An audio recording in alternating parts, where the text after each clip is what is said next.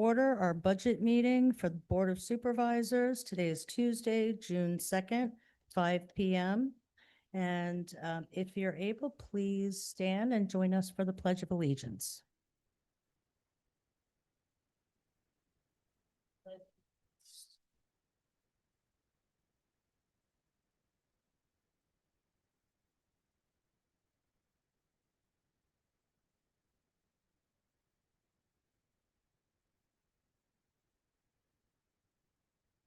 Roll call, please. Scarlett? Scarlett Cantley, Burgess Hanson. Jay Foy. Patricia Farrell, sorry. Betty Argue stepped away. Elizabeth Accomando? Richard Vassalani. Mary Viator. Rebecca Medina Stewart, Rob Robinson. Raquel McIntosh, Steve Fowler. Miriam Heiser, Zachary Poets.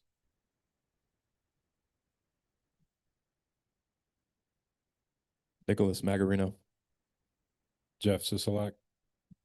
Kenny Lawrence. Miguel Vasquez. Jason Lester.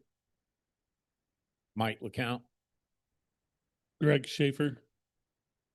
Doug Paris. Michael Johnson. And do we have anyone online? No.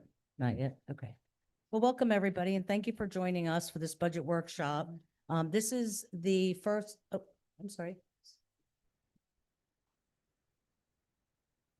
Oh. I am present. There we go. Okay. Through the president, I'm sorry. Actually, Miss Frances Petton with Caldwell Tassetti is on. Is on. Hi, Francis. So welcome to our workshop for this fiscal year 2027 budget. This will be the first of several opportunities. This is a workshop where it is the first presentation by staff to the board, first public presentation of the budget or the proposed budget. And the public hearing where everyone will have an opportunity to comment will be held on June 18th. Our July meeting was rescheduled to June 22nd. That is where the board will approve the initial budget. And then the final adoption, of course, will be in August. Approving the initial budget has to be done early because we have a very complicated taxing system with the units, and therefore the tax assessor likes to have our information early.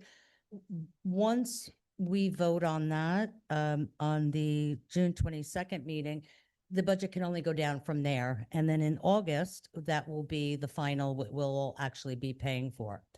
And then of course, tomorrow night, we have our regular Board of Supervisor meeting.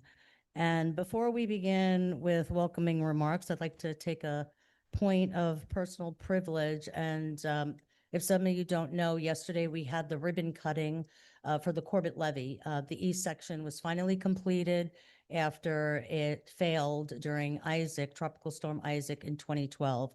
And I just wanted to thank not only everybody involved again, but our staff for putting out a really great event yesterday.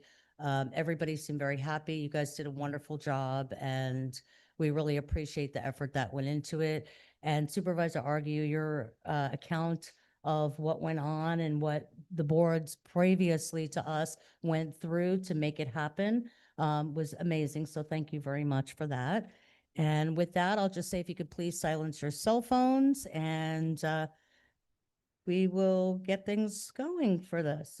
We do have a hard stop at 7 o'clock, so just please be mindful of that. Michael, do you have any welcoming remarks? No, yeah, the event was very nice, well put together. Staff did a great job. It was a good event, see good turnout and everything. And what I think Sluggett's an associate, they were already soliciting future projects before this one was even closed. So it was good to see, the ambition there and everybody, and let's keep the momentum going forward. Yep, great yesterday. I know staff was out there starting at 5:30 a.m., which is amazing. So thank you to that. This berm is so vitally important that this never happens again. And for those of you who may have not have lived here at the time or worked here at the district, most of us probably did. And I worked almost 5 straight days out of that fire station right across the street to experience rescues and running calls. And it was just, it wasn't a normal day or normal week for us. It was something to be seen. And so thank you for everyone that got this berm going, and hopefully that never happens again. Mhm. I forgot yesterday, and it was not intentional, when I gave my presentation to thank both Burgess Hanson and Rob Robinson for their roles, as well as Jay Foy, because the little piece of information that I want on the record here is that the phrase half a levy is no levy at all was actually coined when Rob Robinson was the district manager, and we were going up to Tallahassee, and we were trying to figure out how we change our messaging. So that was the beginning of, let's try and do something a little different.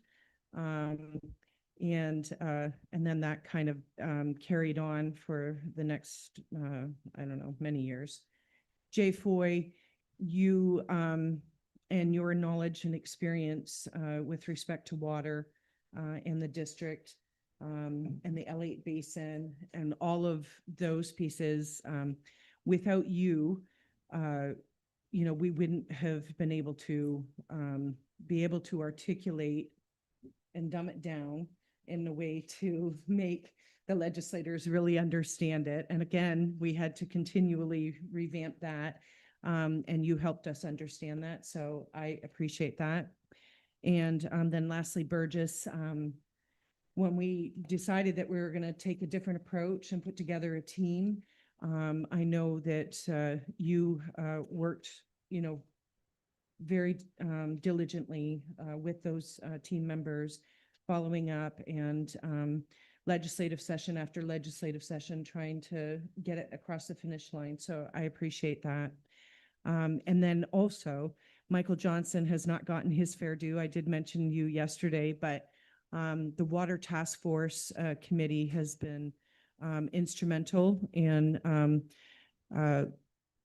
recognizing the district's needs with water and drainage.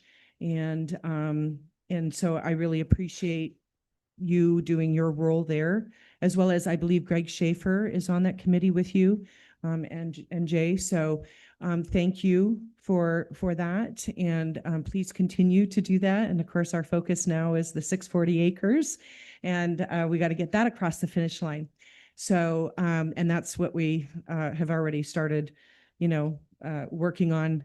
But that is another project that has been in the making since I think it goes back to when Rob Robinson was the district manager, and we had the GL Homes agreement come before the district. And it really seemed like a dream and pie in the sky, but now it's starting to become reality. And so it's really important that we not drop the ball on that, because it's probably been about 10 years for that too. So hopefully we can wrap that up, or at least get a shovel in the ground in the next 2 years with respect to that. So, and we have a lot of work to do before then, but we cannot take our eye off the ball. It's critical for the district and for our drainage. So thank you, everyone. And of course, legal, you do your part too on that. So thank you for that. Okay. Keep mine short and simple.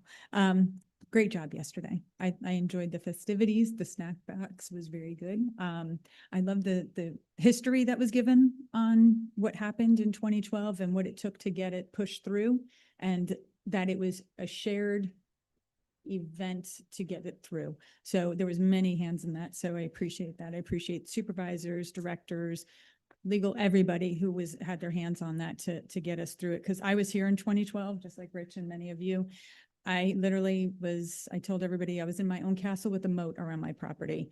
You couldn't get out, and it was fun for the first day. And then after that, it was no longer fun. And it was actually nerve wracking because you didn't know if that levee was going to go and flood us out. So thank you to everybody that was involved with getting us secured as best as we could for now. So, and the event yesterday, everybody that had their hands in it. I was like, do we need to be worried? The beeper just went. Leave it to Bob. Sorry about that, but the decorations too, everybody that did everything, the canopy, everything, great job. Thank you. Yes, absolutely. All right, item 5, presentation of fiscal year 2027 budget. And I presume that will be Ms. McIntosh. Take it away. Oh, not Mr. yet. Hanson. Oh, Yeah. So thank you. So just quickly, if I can also just have a moment to thank, Ms. Argue and Mr. Foyt, but also I want to point out, Mr. Lester, and Mr. Paris. They were also involved in a lot of the data collection to put all of that together. Mr. LeCount wasn't here yet, but, we appreciate their work too, because that helped. absolutely. So just quickly before we jump into the actual nuts and bolts of tonight. So this year with fiscal year 27 budget, we really tried to hold the line and reduce where we can. And also we're hoping that in fiscal year 27, we can start focusing on some of the talks and really get into the implementation of trying to consolidate the units and go through the water control plans. Ms. Argue and I've had some good discussions about some ideas she has, Mr. Foy. I've certainly had some discussions as well. And I've had some discussions with each of you about, your ideas for unit consolidation. But another reason why we're holding the line on this upcoming budget is we do not know what may or may not happen with Iran. They keep saying, well, we think there's going to be something any day now. And we're in almost day 100 of this conflict. And, as it extends further out, it's going to really start having significant impacts, maybe not directly on our US economy yet, but certainly on the global economy, it will. And then we also know with China, they're beginning to put economic sanctions and other types of actions against the nation Panama to try to regain management and control of the Panama Canal, which would be a significant issue for the Western Hemisphere with shipping of commodities and products. So looking at all that, that was another reason why we did it. But on top of that, when we move forward, another big one, and it was brought up earlier about the 640-acre expansion. We have that, but also here in the near future, hoping with Mr. Foy, Mr. Robinson, and Mr. Lester that we can begin to implement the R2, what we call resurfacing of the R2 unit roads, because you do have $2 million in reserve. It is not in your recommendation for the budget because you already have it in reserve. So that's something we can work on issuing an RFP for those roads. And then at that point, the board could take it out of fund balance or reserve to implement it. So that's one of the reasons why it's not in there. And then of course, we have some other roads that don't fall under R2 or R3 that are in units themselves that need to be repaved. And we're going to have to explore how to pay that, because some of those roads, while they're in that unit, they get used by other units, and it's not fair for that one unit to take the hit on that. So for instance, Orange Grove, that's been a hot topic. So we just ran some quick numbers. And if unit 1 was to fund that on its own, it would be approximately a little over $1,900 an acre just for that project, not anything else with stormwater roads. That's just kind of a guess number. So that's something that the board's going to have to look at and explore with engineering and legal and staff on how we attack that one.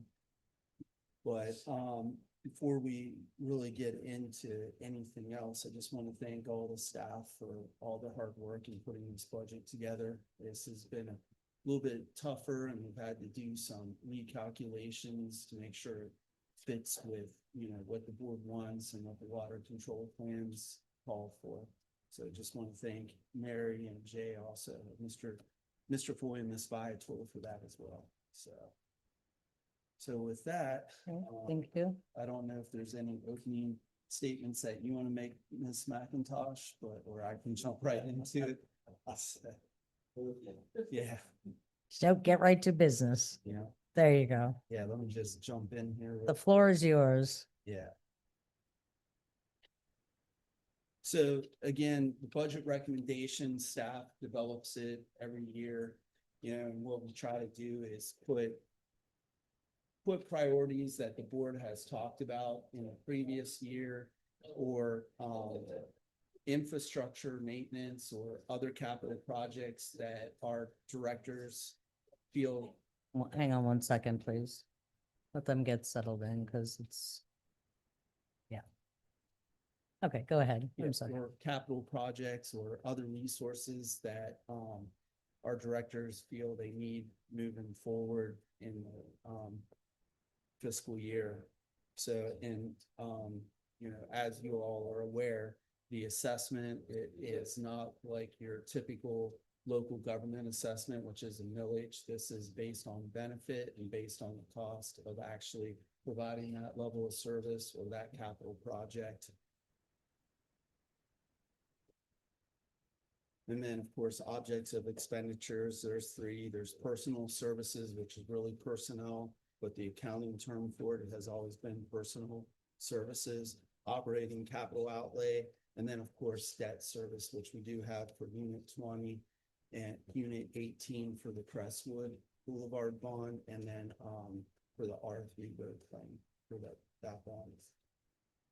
And then something that we wanted to add this year was really a breakdown showing the different basins, because we have three basins. The basins don't really represent anything other than in stormwater, but just keep it a little more simple. We wanted to show what units in M1 pay into stormwater, what units pay into roads and sidewalks, what units pay into facilities, parks and recreation, and then of course, all units pay into admin, which is legal, engineering, finance, IT, risk, HR, all of that. And then, of course, for the M2, you can see those units. And then the M3 right now is just solely Unit 20 or Santa Rosa Groves.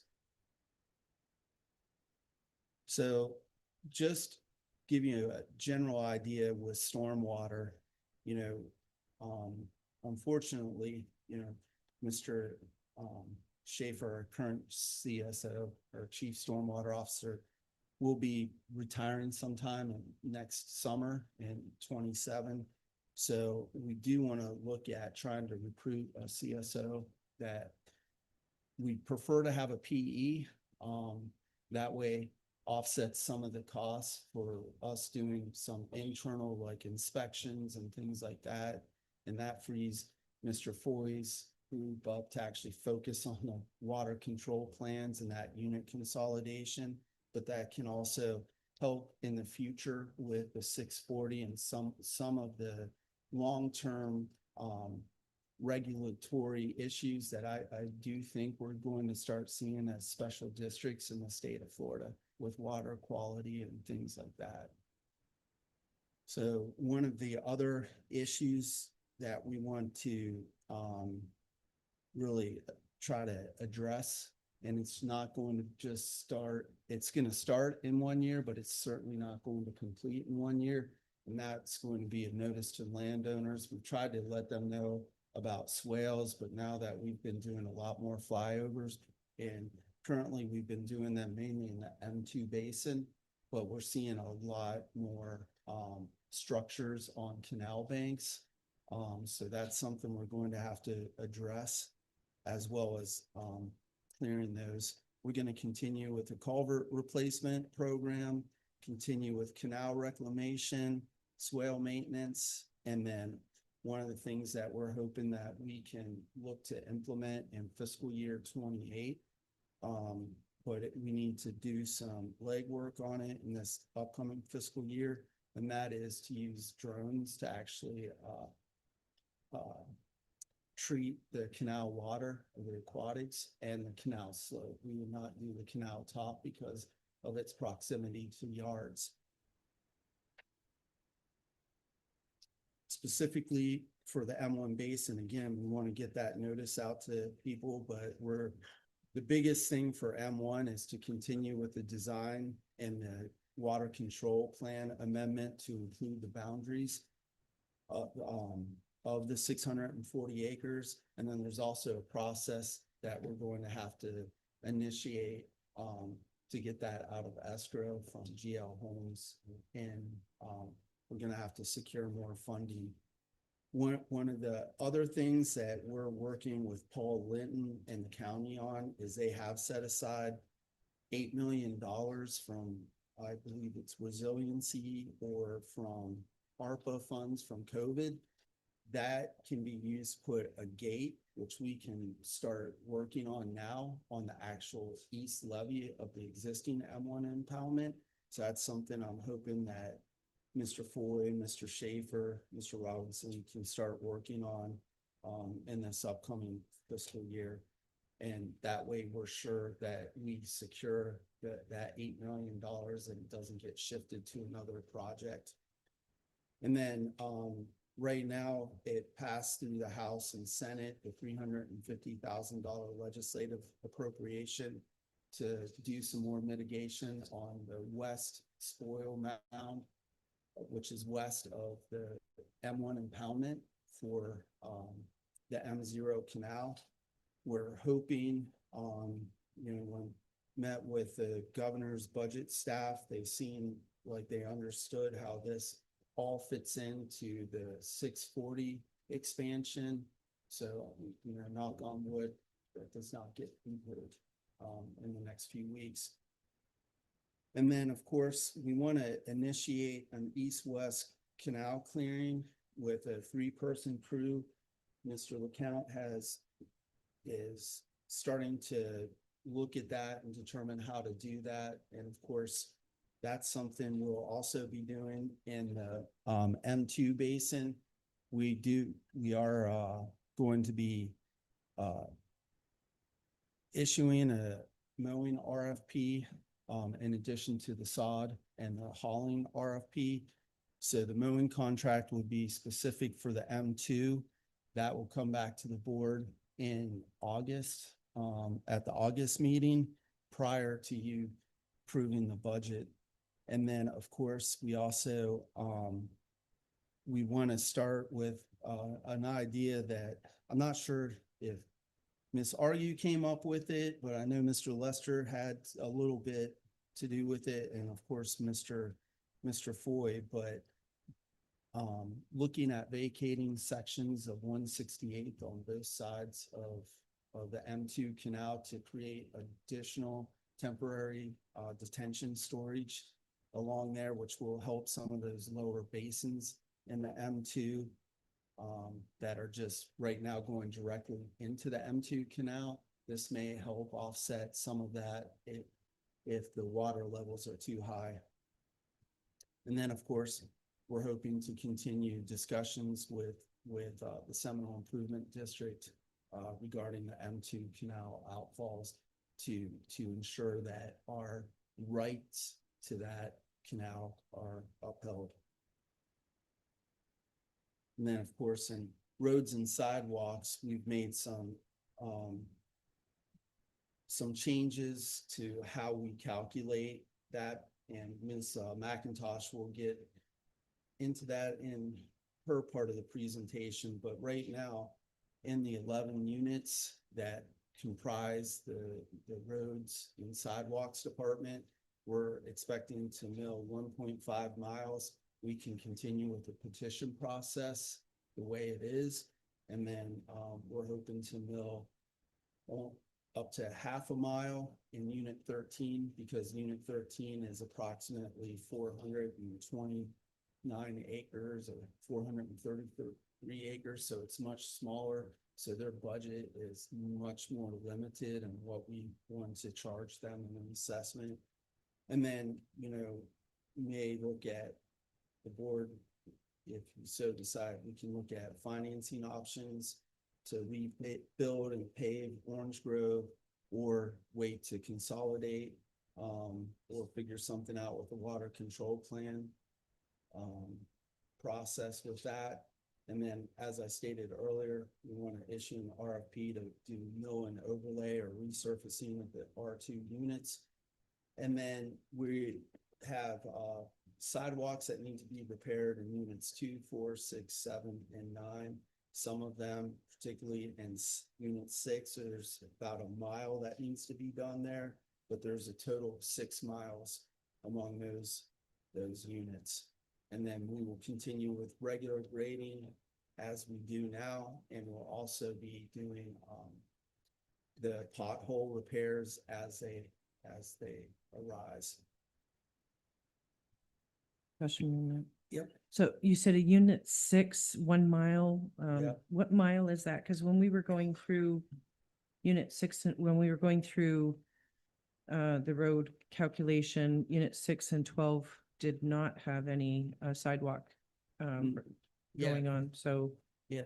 I would pull up that map here okay, shortly and show you. all right. So, and I can let Mr. Robinson or Mr. Lester speak more on that. Just trying to go through some of the top items. All right, I'm just Yep. trying to pull out what is Yeah. different.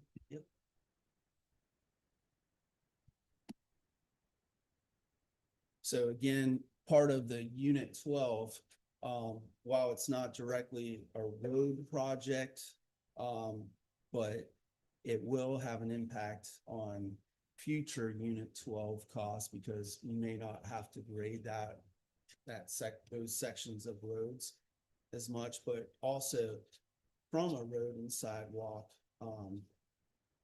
perspective, it may be a trail for pedestrians and in particular equestrians, because you do have more horse farms over in that area than perhaps other parts of the district. So, and we also, again, we want to look at consolidation of road maintenance units.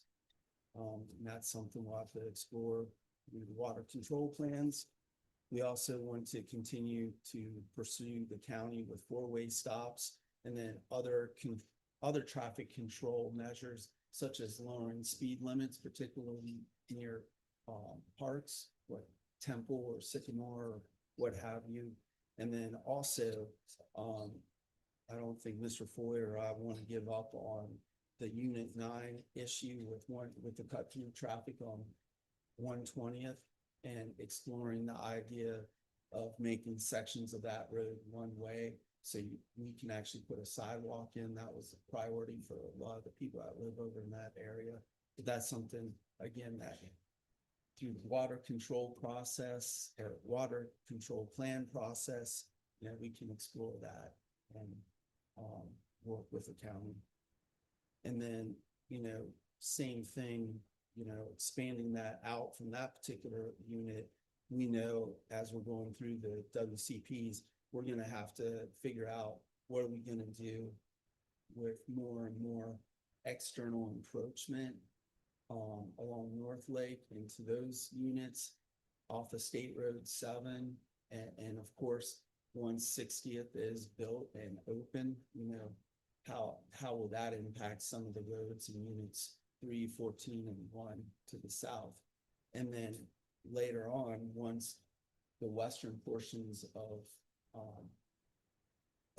Westlake are built, will that have an impact on Manville to try to avoid the Seminole Pratt, intersections? So that's something that I think as we go through this, there's a lot more to this than just figuring out an easier way, or a more easier, but a more functional way to do assessments. There's a lot more to it that I think we need to review.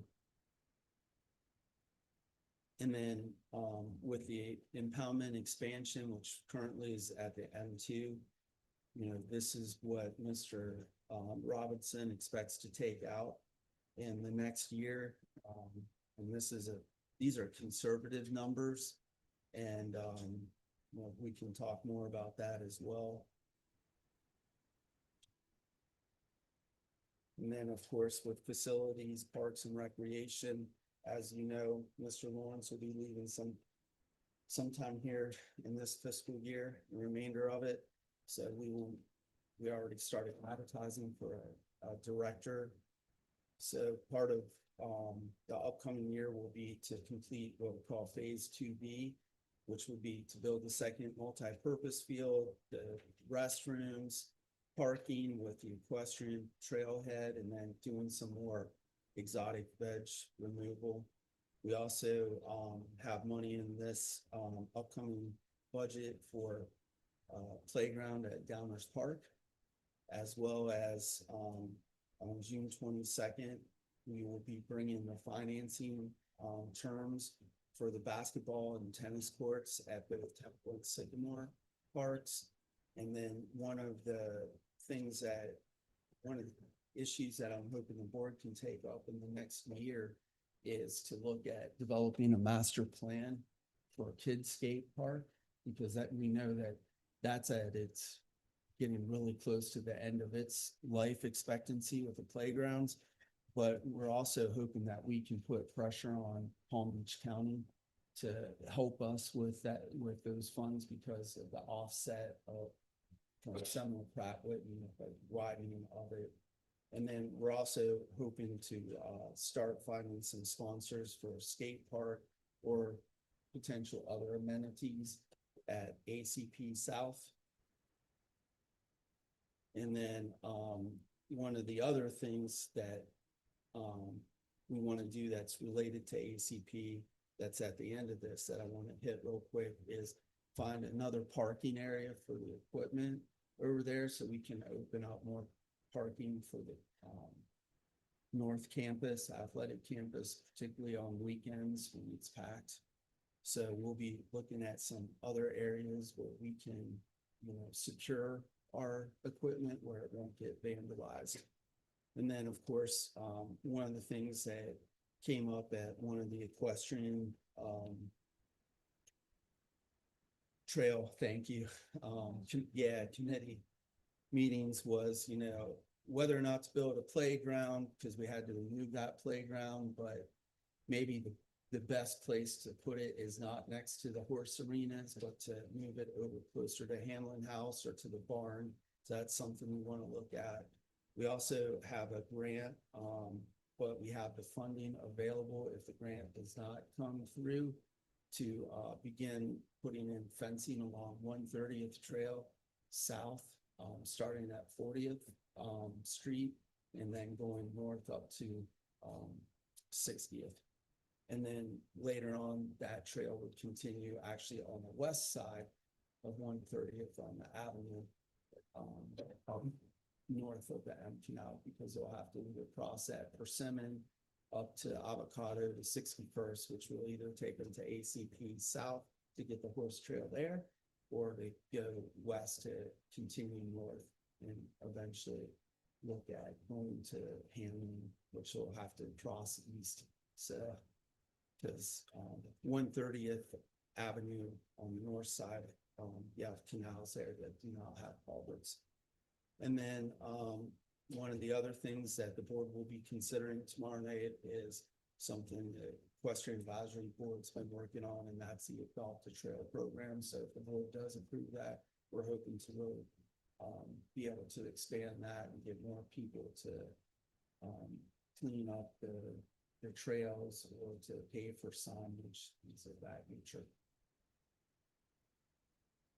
And then under the admin, which would include board, but because some of this does have direct relation to the Board of Supervisors, but review and revise policies in place into an online depository, which lines up with something the board had brought up, or I believe it was Ms. Argue about creating an AI component to the website. Certainly looking at consolidation of units and water control plan, completing the transition of financial systems, so we have stronger internal controls and we can actually memorialize those and make adjustments as the board sees fit. And then my goal is that those monthly budget reports and even the weekly check runs will actually we'll actually just put them in that depository for the website. So, and then we probably will be finished with the ERP and probably have everyone trained by the first quarter of fiscal year 27. And then again, want to look at more efficiencies and giving the board more flexibility at, enhancing in-house staff work with doing contractual maintenance such as mowing or capital projects such as paving, things of that nature. And then, of course, we want to look as part of the drone program for spraying over the canals. We'll need to get some licensing and certifications in for that. Of course, we'll be bringing a website vendor to the board to consider to replace our current provider, which is Grandkiss. And then one of the things we'll be working with Mr. Schaefer, and then eventually whoever replaces him will be expanding the GIS map, which Jason or Mr. Lester's done a good job on that on the roadside, along with Mr. Floyd and others, to really designate the canals and put a lot of information in the layers about that, and then eventually into the parks. We're also hoping to expand and increase our presence on Facebook and Instagram and those, and continue with the trail report, the newsletter. And then one of the big things that ties into the 640 and into some of the other infrastructure that we have going on will be actually trying to get federal funding for this through congressional appropriations. And our big one would be if we can get into the Water Resource Development Act, because if we can get that 640 expansion into that, it's guaranteed funding. And then in Unit 20, which we didn't really break out, but the M3 basin, we do hope, and I know Mr. Foy's team has been working on a pump and along with Ms. Cantley, so we can get that pump installed as soon as they release the funds, and we can move forward with that. And then, moving forward, it's basically just maintenance of the canals and about 4 miles of roads grading out there. And then long-term, the M3 landowners are going to have to figure out where they'd like to go with, future with the remaining capital out there. That needs to happen with more road improvements and swales. And then with that, I'll stop there and I'll actually turn it over to Ms. McIntosh, and then we'll come back to this with Ms. Heiser to go over personnel. So.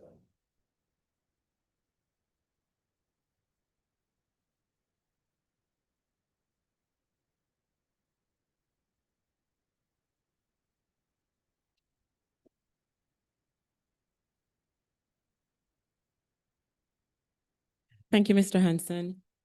Good evening. Can everybody see me?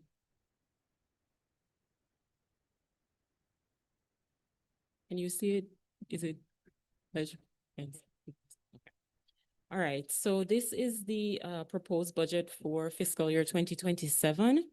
The proposed budget is approximately, go down so you can see it, $25.5 million. Of that, 6.8 million will be funded by other revenues outside of assessments. So in the budget for fiscal year 2027, we have approximately 2.1 million in grant revenue. We have 3 million from the loan proceeds if the board decides to go that route. We have 1.2 million for use of fund balance. And then we have 415,000 from interest, permits, and other miscellaneous revenues. So that's the breakdown for the revenues right now.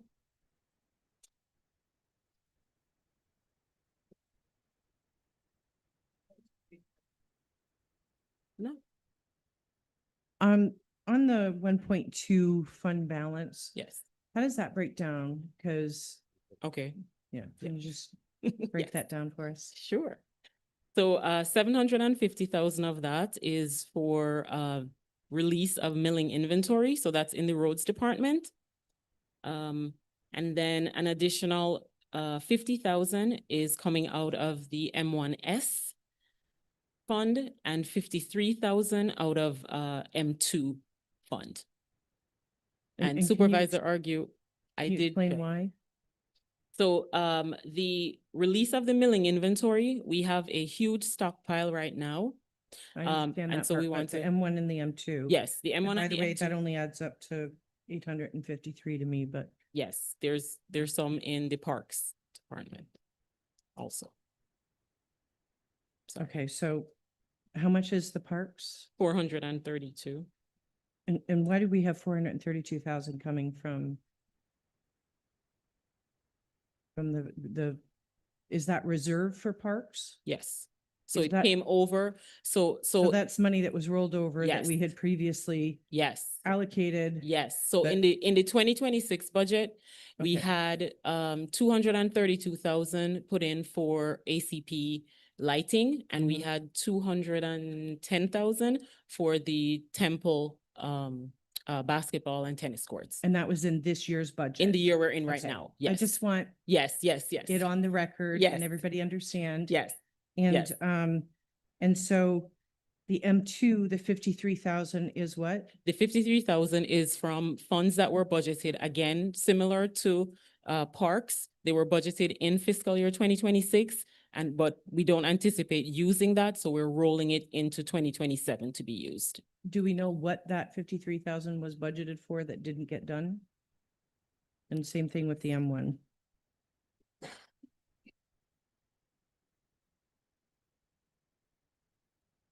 So I'm in M1 right now. So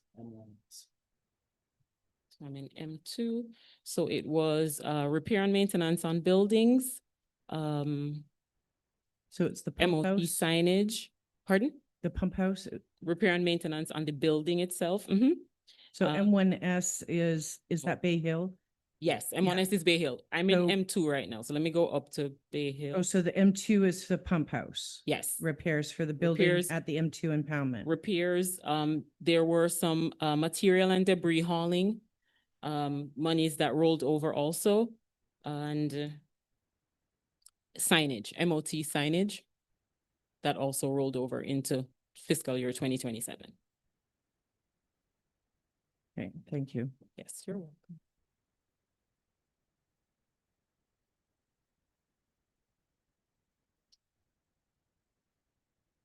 All right, so I'm going to go back up and start with administration. So overall, the administration budget went down by just under 165,000, which was a 4% decrease. There is, and before I start on the expenditures, for fiscal year 2027, the capital outlay for equipment and vehicles was reduced considerably. We only have one capital outlay purchase that will be made, and it will be in the roads department for a grader that is coming off lease. So that's the only capital equipment that we'll have for fiscal year 2027. So in administration, we do have one capital outlay item here for 22,500 for body cameras. So in administration, that's the only capital outlay. In the parks department, we have an overall increase of 3.992 million, but of that amount, 3 million will be funded from the loan proceeds if the board agrees to that. And then an additional 1,064,000 will come from the county for the second phase of that ACP project. So in essence, if you took those out, the parks budget would have gone down by about $73,000. So you would have had a decrease there. And I do want to point out that for parks, if the board approves the financing for the ACP project, then you will have principal and interest payments in fiscal year 2027. Based on the numbers that we're getting from the underwriter right now, it will be about 517,000 for that. And so that will get offset. That 517,000, the 432,000 that we're rolling forward is what we're using to offset that 517. And then we also have capital expenditure here for, as Mr. Hansen had mentioned, the Downers Park project. We're getting a grant from FERDAP for that. And then we're also getting a grant for the 130th Equestrian Trail. So that will also offset this cost here. All right. And then in the roads department, we have an overall decrease of just under 2.5 million, so almost a 29% decrease in roads. And as I had mentioned, we have one capital equipment purchase in fiscal year 27, and that's to buy out the grader that's currently on lease. But if I may just jump in here, I want to be clear. What a lot of that is moving equipment and other costs into stormwater or, making sure that it's being captured in the correct units. So that's why there's a decrease. So while there's a decrease in roads, some of those costs you will notice in the line items will go up in stormwater, but there's still a stormwater decrease as well. Can I also add to that? So just to be clear, we currently have 7 graders and 2 of them are on lease. 2 are on lease. And we're giving one of those lease graders back Yes. and not replacing it. Correct. So we'll be reducing to 6 graders, Yes. 4 which are actually grading dirt roads and 2 which are working on the Millings Road crews. I just want to state that for the record. Thank you.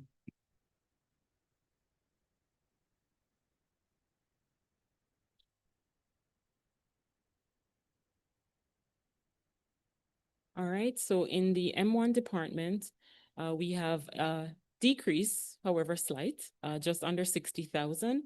As Mr. Hansen had said, we had to reallocate some costs. And so in certain line items, they had increases and some decreases. We have grants for the M1. We have a $400,000 grant for the M0 West, the 640 FDEP grant. So that money will go to offset some of the costs for that project.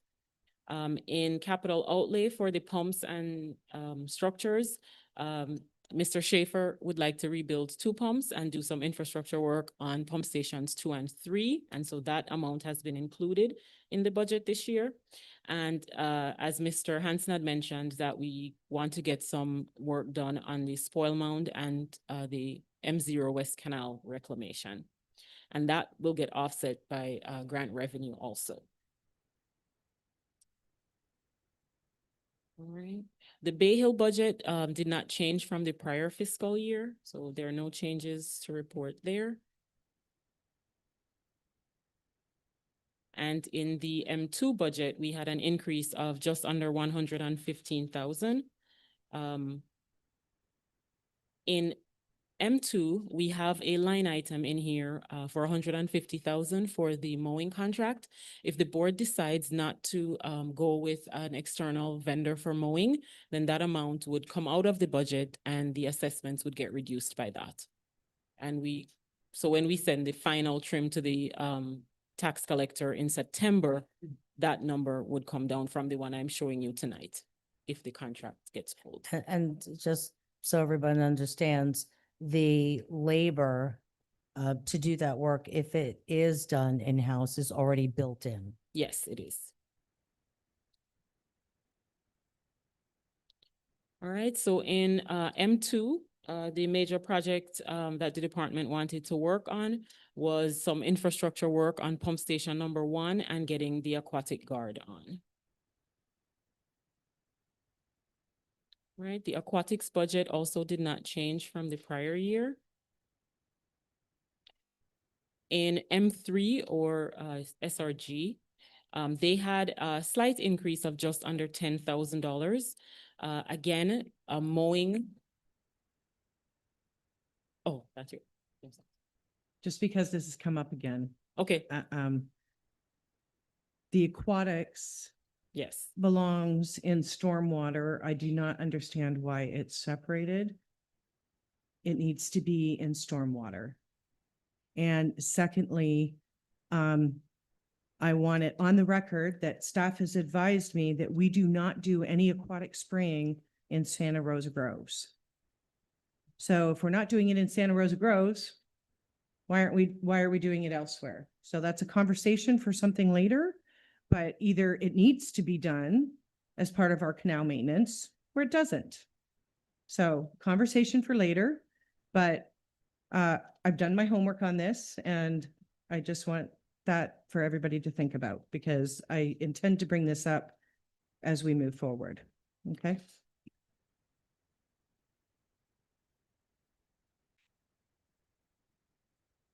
all right, so yeah, so for M3 Santa Rosa Groves, there is also an amount in the budget for the mowing contract if that is approved by the board. Again, if it is not, then that money would come out and the assessment would be decreased accordingly. Well, I want to point out either way, it's going to be decreased. It'll come down because if we go with the contract, Correct, then Yes. the labor is coming out. yes, So either way, it will be lowered. correct, And the same goes for the M2. Yes. So we didn't mention that. Yes. So correct. either way. Thank you, yes. All right, and then finally, we have ag production. And ag production will have an increase of just under $100,000 or 8%. No capital equipment purchases for this year or new leases. Can we explain why there's an increase in the ag production? So the, Because I think that we Okay. had the initial plan that was presented was a 5-year plan. Okay. As I recall, or a 3-year plan. So I don't understand why it's increasing. okay, so the budget in the current year includes repair and maintenance on the equipment and vehicle that's has been leased. So that you have a $60,000 increase. We also have to pick up trash, sanitation from where the ag production site is. So that saw an increase of 6,500. So I think that's where the majority of the increase came in. Your lubricants and fluids also had to be increased, and diesel, because you now have equipment that you're using. So your diesel went up, your lubricants and fluids went up, your repair and maintenance on that equipment and vehicle went up. Do we have a number on what we've saved since we've gone into production? And is that calculated in here? Can we show that number or can we? at It's not least- in the budget currently. Right, so how much money did we save? So we're talking about we're increasing the budget, but Mr. Robinson, this might be a question for you. Evening, Sorry to put you on the spot, but I That's think it's okay. important. so I'm here. I had a detailed breakout in my last week's, last month's, it seems like last week, oh, it was last week, board presentation where the cost savings is generated. One thing I did not figure in was the capital equipment that was paid. So the operations with equipment, labor, ongoing costs, about 707,000. What we've loaded out to date was over 800,000. So just within 7 months, we're already saving $100,000 to the district. And at the rate they're going, it's going to be probably another 300,000 to 400,000. if they keep up with this pace. Now, we do slow down a little bit in the wet season. So we're trying to get everything on the roads right now. But it's going to be substantial savings than if we went to Palm Beach Aggregate to buy all that material. So what I want in the budget is an explanation of how we came up with that calculation and how we are saying we're making a cost savings, because that's what the public wants to know.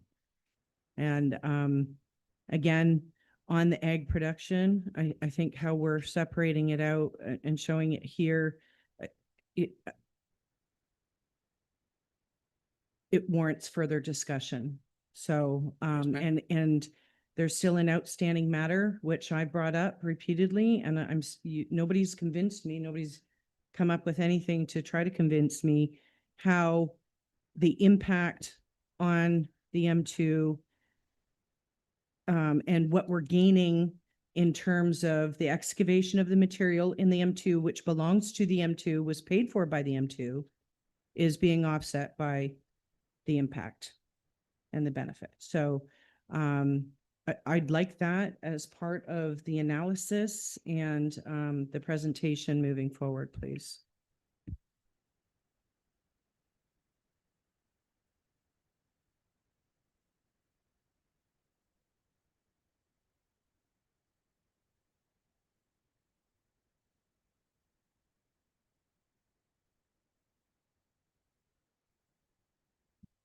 Apologies. I was writing it down, so I didn't forget it. Sorry.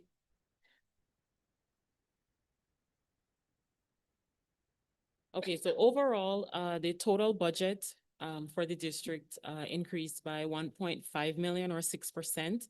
But that number is a little disingenuous because it includes costs that are going to be paid for by other sources other than assessments. Yes, yes. Just one other thing, Burgess. I had asked you this question when we had our meeting, and I don't want to lose sight of it, and I want to bring it up for the board to keep in mind as well. When we did our major increase, what year was that? Was it 2022? 22? When we did that, we had a presentation that was done based on, and the bulk of that increase related to the grant funding. I hope you're interested in this conversation. Thank you. Okay. Good. So she does this rolling her eyes. Go back and watch every freaking meeting and every video. She sits there and she rolls her eyes every time I talk. And I'm tired of it. So I'm not going to sit here and let you do Please it. don't discuss behaviors, or we could talk about temper tantrums and storming Thank out of you. meetings. Okay? I'm not done. We know. You're done. No, I'm not. And she's done. No, we're not. Yes, you are. Anyway. What was I even talking about? Oh, the grants. So we had a justification that in order to go after these grant fundings and to do all of these different projects, we were going to budget an increase that we would be being repaid by these grants. Since we did that, we haven't actually gone back to looking at that and where we are at. And I want to ensure that we're actually doing what we said we were doing, because it was a significant increase. And so while we can say right now, we've got $6.8 million that's coming from additional sources, we know that at least 4.2 million of that, 3 million is a new bond, new borrowing. 1.2 is a repayment of county tax dollars that was never part of that discussion. So I would like to see an update on that plan, that grant plan. And if we're continuing to appropriate funds, we need to be showing that. And we need to be showing that reimbursement and ensuring that it's actually going into the correct place. Because if we budgeted it and we allocated it or appropriated it, say from parks, Yes. and we get a grant refund for a project, it needs to go back into parks. Yes. And I need to be able to see that Okay. to understand and going forward, if we're going to continue to budget for these grants, we need to be presenting it consistently so that everybody understands where we're at. Okay. Okay, Mhm. thanks. Yeah. And some of those grants were through what they now call the MPO, formerly TPA. And as you know, some of those were put on hold, not by us, but by them. So we're working through that now. I've had meeting with their council, so getting that resolved. And also when we get recovery funds from storms, from FEMA, Yep. like I think we need to see that and we need to know where those dollars are going. Good. Okay.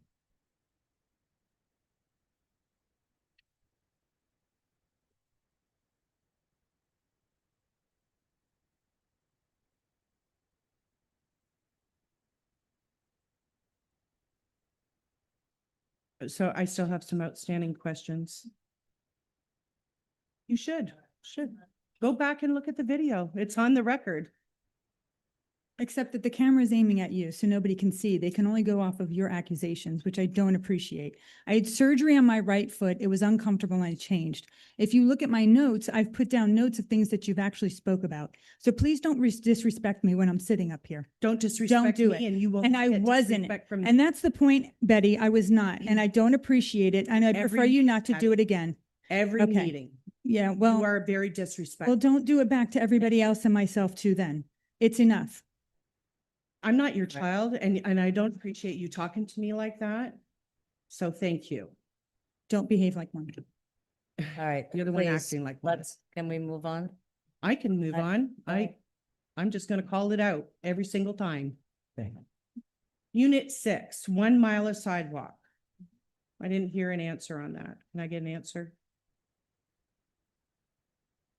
Mr. Robinson or Mr. Lester, I'll let you discuss that and I'll put it up on the screen. I gotta find the map here. Jason. I'll have to digest this thing and look at it.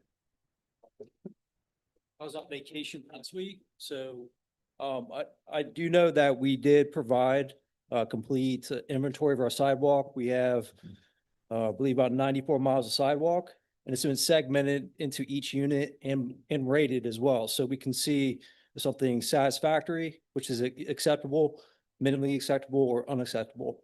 So I assume that there were miles of unacceptable in a unit 6. I'd have to look at it. I provided that information. I just haven't seen this final product. So I'll digest it. I'll talk with Rob and Burgess and we can come up with an answer. I guess the reason why I'm questioning this is that on Friday, when we went through the budget, specifically, I questioned why there was nothing for sidewalks in unit 6 and 12. And I was told we're not doing any sidewalks in 6 and 12. Not for 6. Not We're for very 6. For specific 12, we weren't with- doing we anything, said but 6 was on it already. Because of the sidewalk. Yeah, we haven't changed the which units are getting sidewalk done. That didn't change. Okay. Yeah, that didn't change. And so still, I'd like to know what mile of sidewalk, because we don't have Okay. a lot of sidewalks over there. There. So,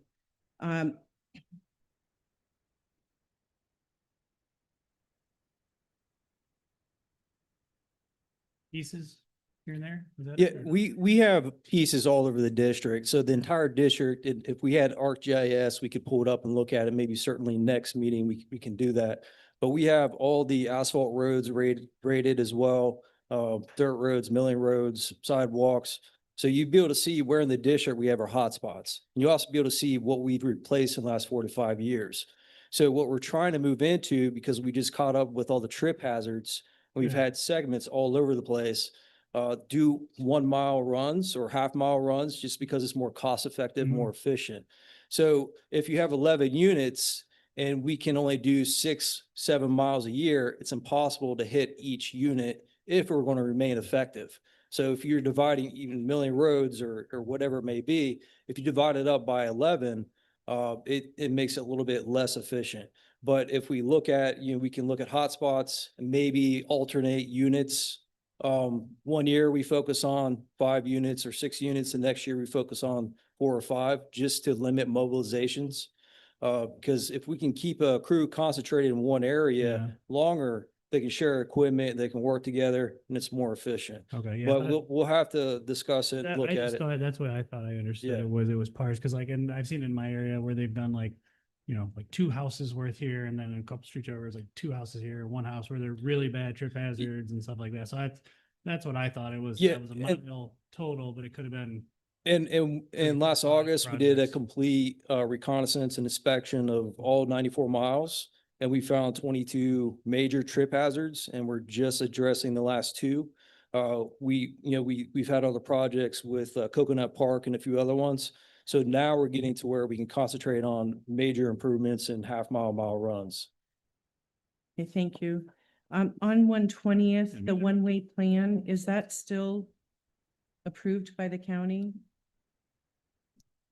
120th, sorry, I was trying to find Yeah, that GIS it's all right. map. So, 120th has not been approved, and that's earlier I was talking about, we may be able to do it as we're going through the water control plan process to amend.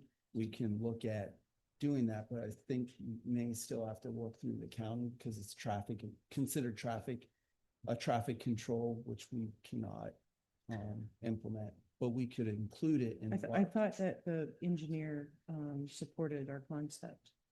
Or did that change and it's not official? He has never formally approved it. Okay. So when we met with them, they were not necessarily opposed to it, but we were still in litigation with Sid Minto. And then we also had the issue come up with the county attorney's letter, which has been since rescinded, but they have not moved forward on that one. And we're hoping as we go through the interlocal agreement to refine what the permit process would be for that would be included in that. Okay. And then I'm assuming that the money that you referenced having set aside for fencing along 130th Canal is the money that we previously directed for fencing, which was supposed to be done when we did the Millings project.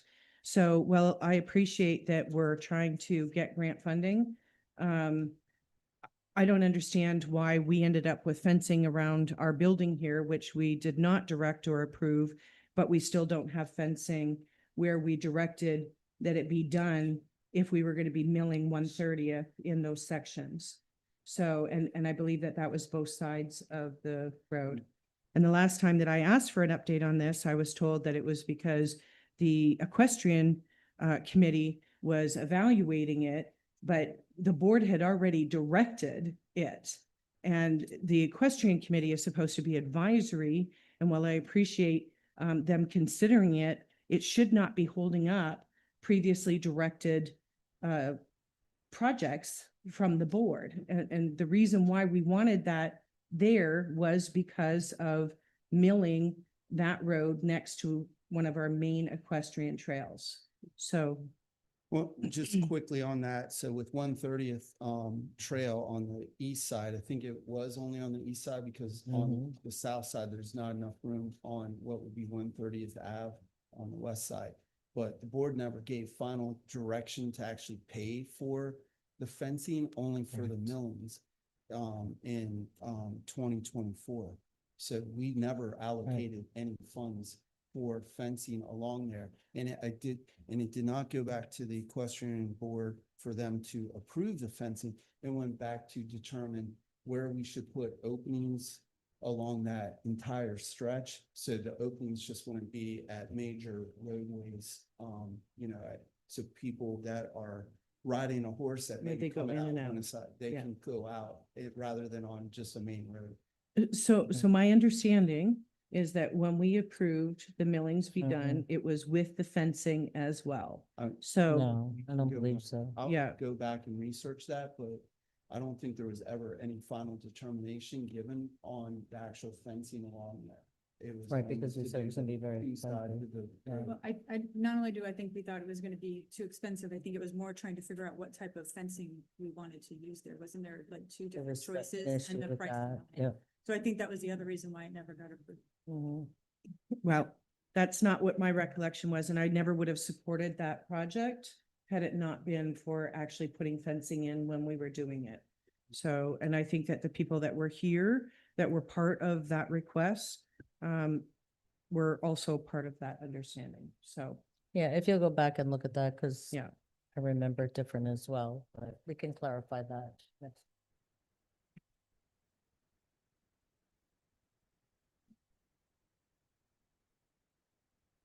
Ms. McIntosh. No, I wasn't sure if Supervisor Argue had another question. Her mic is off, so I okay. assumed not. All right, so now I'm going to switch to another screen.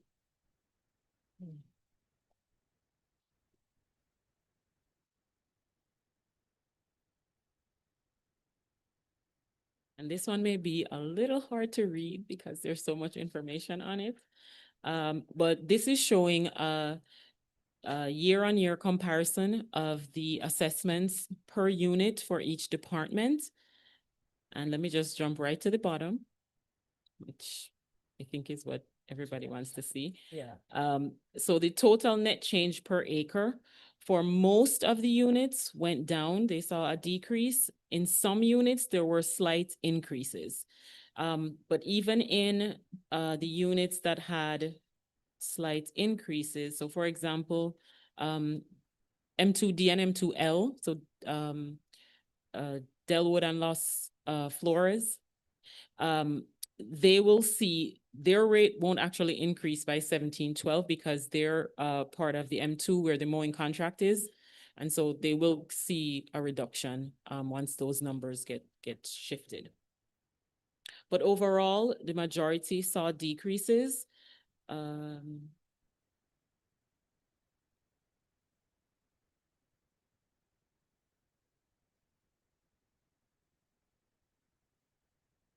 Yeah. This is a question. Greg is over mowing right now. Greg, do you have sufficient staff and sufficient mowers to do the mowing in the, well, let me ask it this way. Currently, you mow throughout the whole district, M1, M2, and SRG, right? Correct. Do you have enough staff and enough equipment to do the whole district within the, what is it, 2 cuts per year? Currently, no. We have 5 staff members for mowing now. Typically, we have 8. Okay, so we're already down 3 staff members. And do you have enough equipment for the 5 staff members? Yes. Okay, because, all right. And that equipment, do you have any 0-turn mowers left? We do in the pump stations for the impoundments, but not for the canals or any of the swales. Okay. And then if we are to contract out M2 and SRG, is the 5 staff members and the equipment that you have sufficient to be able to meet the goal then? I would think we would still need at least 6 to 7 staff members. In total? Yes, For because the M1? the Okay. M2 and the M3 is only a small, very small portion of the entire district. Okay. All right. The reason why I asked that is because we have received a lot of complaints. I've been talking to a lot of different residents that have, there are 2 main points besides roads. Everybody complains about roads, but 2 main points are, the mowing and the maintenance of the canals.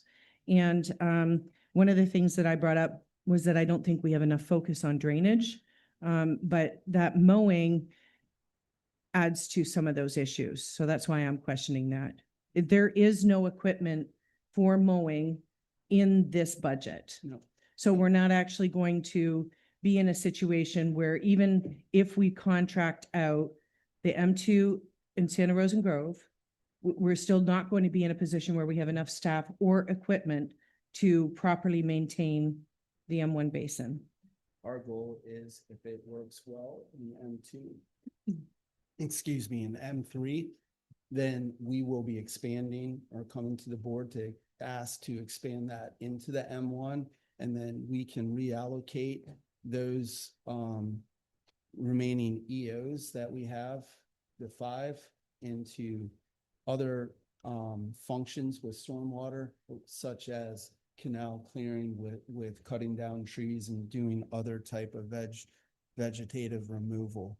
Not But- necessarily doing the slope work or any of that, but at least starting, because we do with the east-west conveyance and the M1, and then some of the major canals in the M2, as well as smaller canals, we want to start attacking those as quickly as possible.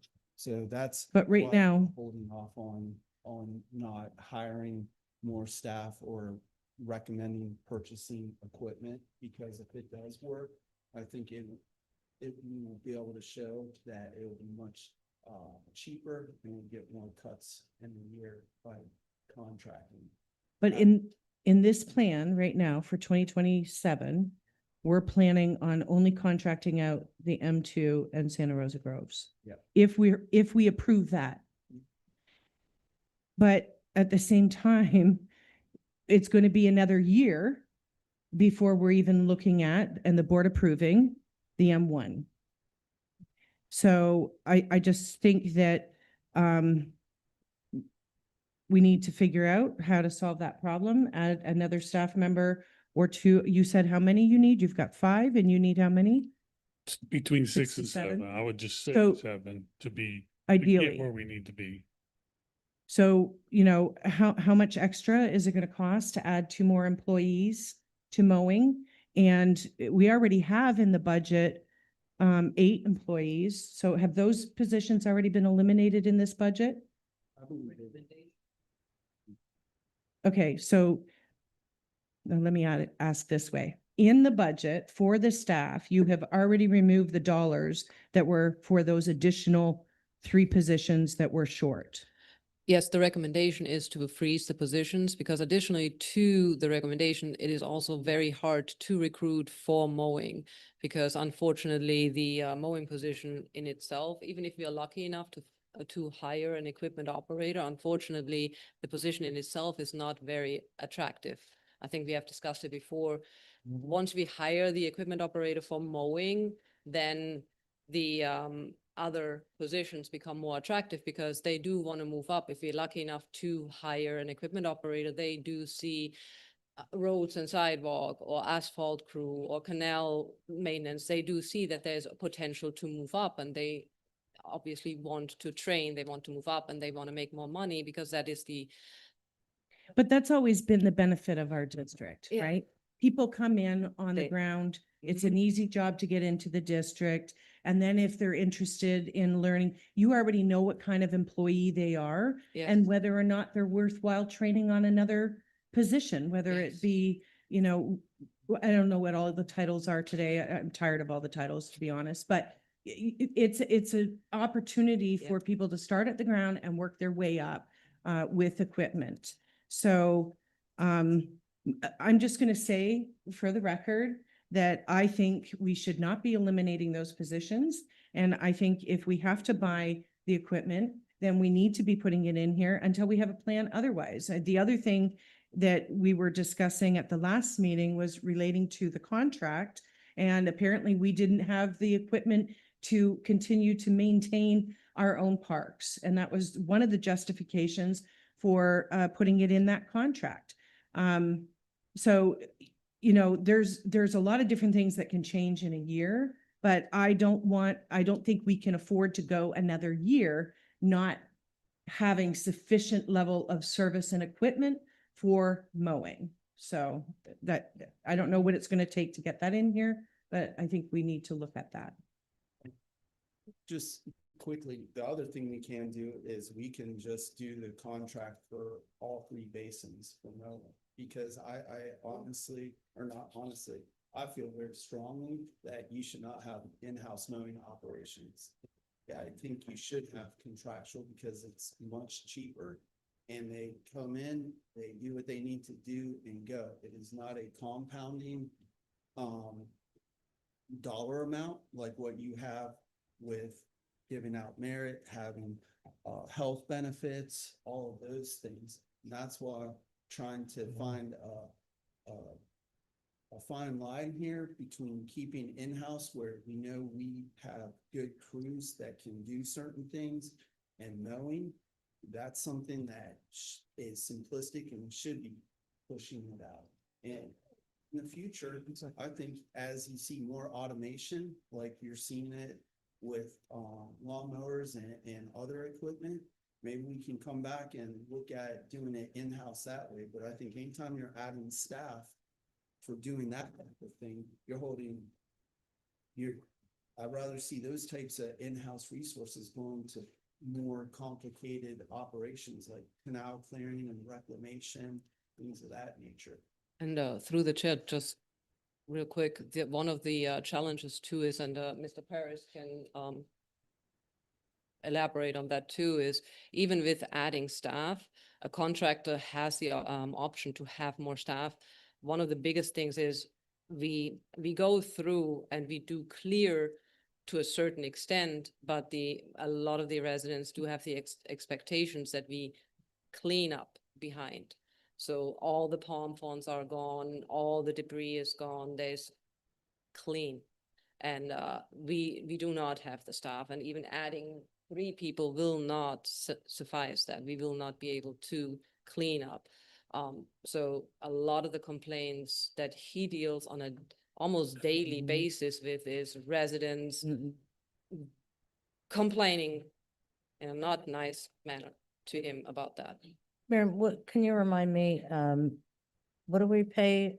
Where do we start our mowing staff at? $18 an No, hour? we 20. 20. And So between that's- 20 and 22 if they have some experience, because we do Yeah. try to have experience, because on canal banks, the safety issue is huge there. Right. And when you think about, I mean, $20 is not a lot of money for someone to No, come and do no, that work. no. But And- then we're adding on expenses on top of that. So, Yeah. all right, I just couldn't remember exactly. Michael, you had something? Yeah, my question kind of, because in the past where I've seen some of it done is, there's not a high demand for mowing in the winter months, especially if we have a winter like we did, obviously higher. Is it feasible is that like a seasonal or part-time position? Is there, because I've seen it before where there's been like high school teachers that just wants extra summer work and they go and they apply for the mowing at the local, county, and they stick them on, certain type of mower that would fit. They still do the cutbacks. Like Mr. Yeah. Paris has a really good program where during the winter month, if you do get lucky and they do the training then, or he does the cutbacks with them, and he can elaborate a little bit more. Yeah, I just know if there was like ever any interest even from, like, hey, I'm a college student home for the summer. I'd like to work, 30 hours a week mowing or something like that. And then, you're not necessarily bringing on a full-time employee with all the benefits and everything. And as they go away, the mowing, the need for mowing in the winter months kind of dies down also. I didn't know if that was anything, if it was even more of a headache to kind of train. Right, because how long would the training be? And then by the Yeah. time they're good at it, they're going back to, I hate, it's Yeah. sad that yeah, Yeah. I was mowing in middle school. right. Right. I just, this is a policy decision, and while I appreciate staff opinion, I would much rather actually have a full-throated evaluation, because it's not, it's like I said, there are immeasurable things, such as when somebody does get a job on the ground up, working for the district, and has the ability to work their way up. So, and we're still not meeting our goals, and, I just think we need to do a full evaluation of it. And I want to know, on the contracts, and we don't have the bids yet, but Mm. when we do have those are closed bids, right? Mhm. That are coming to the board. But I would like to kind of have an idea we've got $30,000 budgeted for the M2, and that's 4 cuts. How many miles of cutting is that? And what is the cost of that?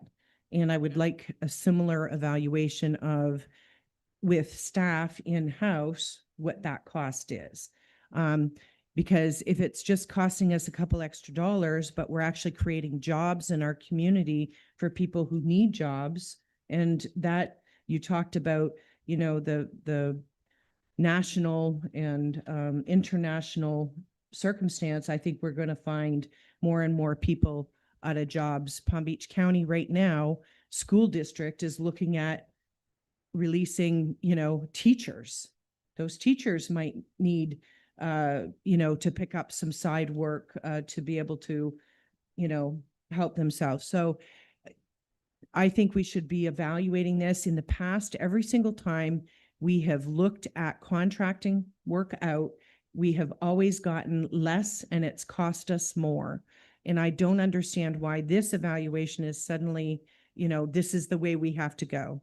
I understand benefits cost, but I agree if there's a way to go for part-time positions where you're not getting into benefits, and I think that's less than 30 hours a week. So, you know, if we can do that to avoid some of those benefit costs for a couple of positions, then so be it. That could be, you know, someone who doesn't need those benefits. But if they need benefits, then they could move into a full-time position, whether it be on mowing or somewhere else when a position becomes available and they're qualified and they get hired. But I think this is a policy decision for the board, and something that we should keep our options open. But right now, it doesn't sound like we actually have a plan to properly provide the level of services that this board historically has set for mowing in the M1 basin. And if we don't have sufficient number of people, we can't meet it. And the solution isn't to say, well, we're just going to contract it all out. I'm not ready to go there. I don't even know how you guys got here. It was one of those meetings I missed, but I haven't seen the data. I don't support it. I'm not even sure that I'm going to support it for the M2. So I want to see it.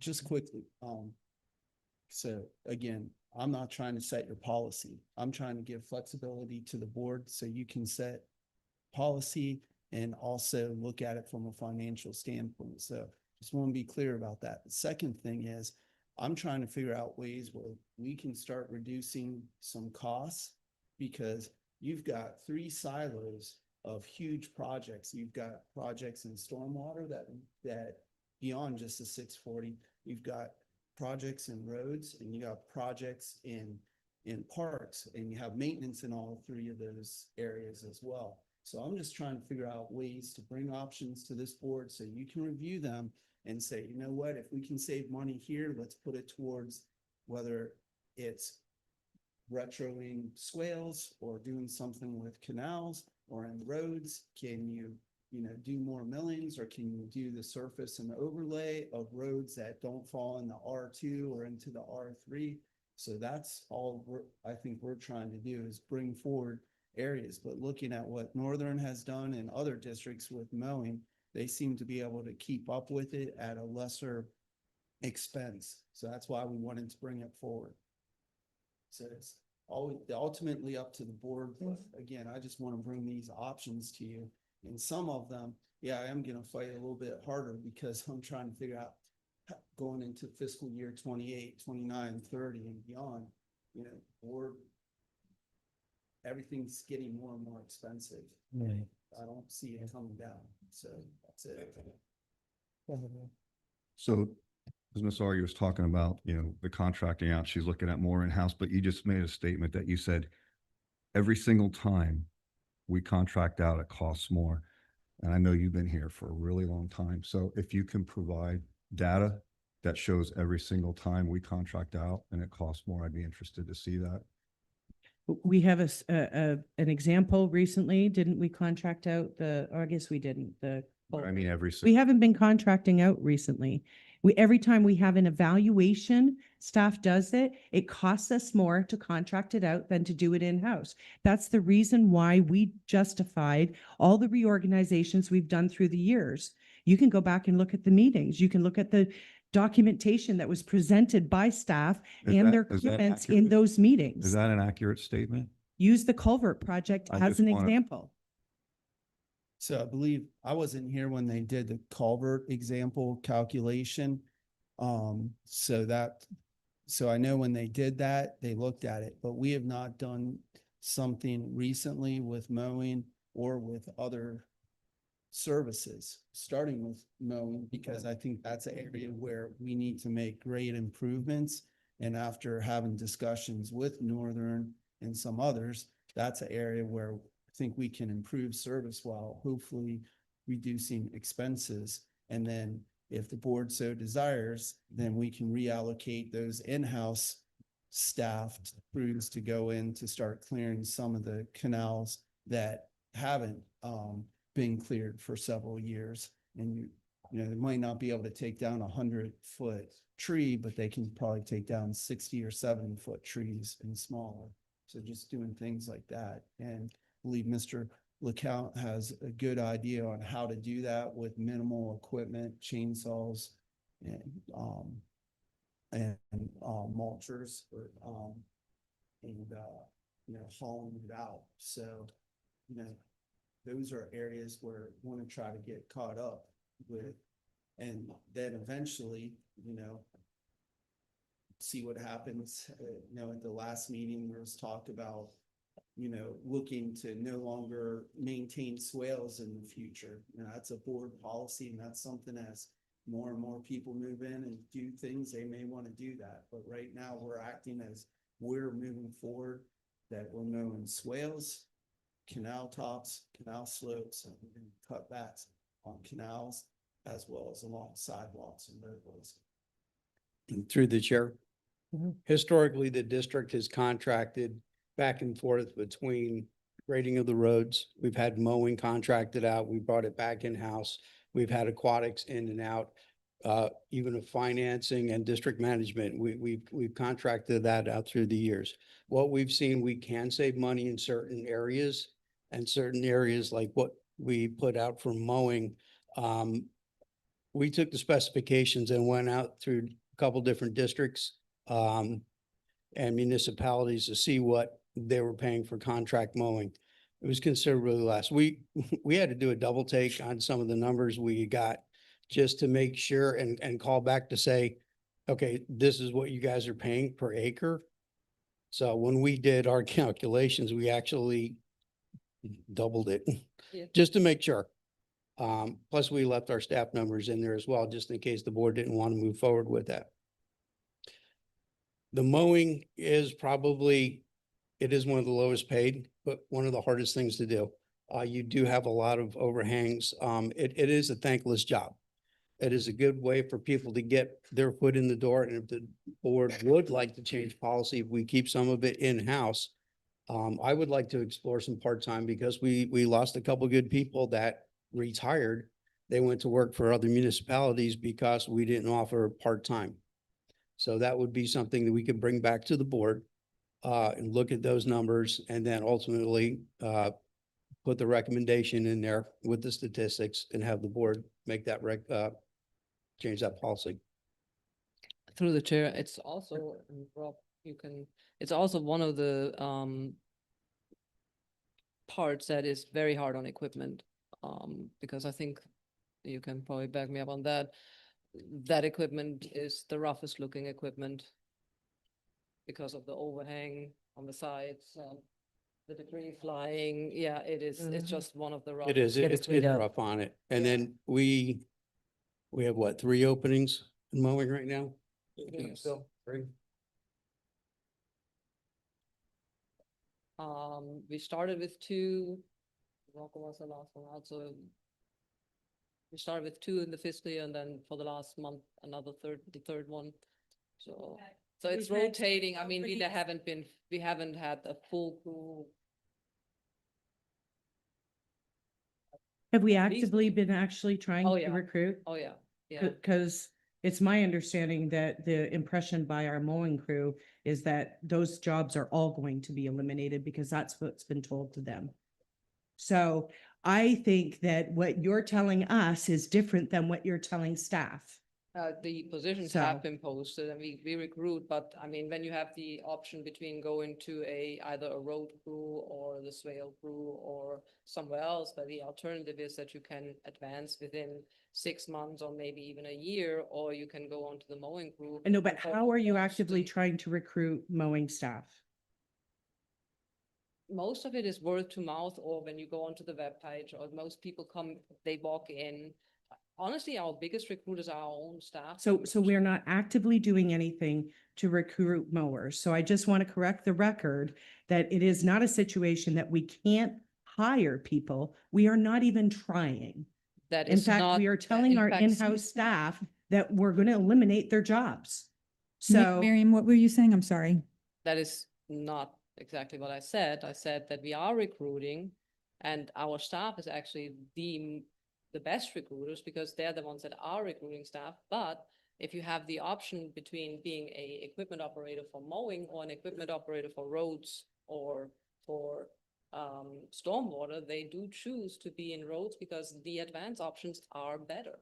And those jobs are also available and that's Yeah. why they're choosing Yeah. those ones. Yeah, I mean, when we do interviews, I do them with either Mr. LaCount, Mr. Paris, or with Miguel. And most of the time they do choose going into. Do we roads. list these jobs on like our website and They're whatnot? on our website. They're on our Yeah, website most actively, people walk in. right? I mean, we do have a lot of foot traffic, but We've tried the different headhunter services, whether it's Indeed, LinkedIn, all the services ones. It's, they don't. we get some pretty wacky people coming in. It's almost amusing. Yeah, I- I would say I have experience with just doing it through Indeed and no offense to Indeed, but you know, you get people that say they're going to come in for interviews. I might have 10 interviews in a week and I'm lucky if I get one that actually shows up. It's almost like they're using it for their unemployment, just to check the box that, you know, they Oh, were checking yeah. for jobs. So I do think it's hard to find those. So and I guess we'll see what the contracts come in at and we'll see what the staff, what we're able to do, if we're going to keep or not, and we'll move on from there. I like the idea of bringing us the options. Yeah. Right? Let's weigh our options. See what's gonna work, what's not gonna work, and then we'll decide from there. And I think that's why you put both on there. So we're ready to go if the need be. So very good. I'd like to request that maybe at the beginning of our meetings or in our agendas, we put what the open positions are that we need to hire for. And I'd also like to see it on our Facebook page, regularly shared, what positions are open until they're filled. Because when we approve an organizational structure, we're actually putting money to that. But when we do not fulfill that, we're not fulfilling our level of service that we've promised our residents we're going to do. We collect money from them to do the service, but then we're not doing it. So we need to be getting it done. I would say I don't agree with it being put on our agenda, but on our social media would be a great avenue of getting it across to everybody. Our agenda is meant for our meeting Do you specifically. know how many positions are available in the district right now? And do you think that's important for the board to understand on a monthly How basis? about if we put that in a report, we do an Yeah. HR report? Let's do that. Not to add more to your plate, but I think that's, yeah. Yeah, just let us know what's out there and then that this way it becomes part of the record and people can look there. In addition to social media, and social media is a good word of mouth. And we like to hire residents, you know, people that live out here. So I think social media is a great way to do it.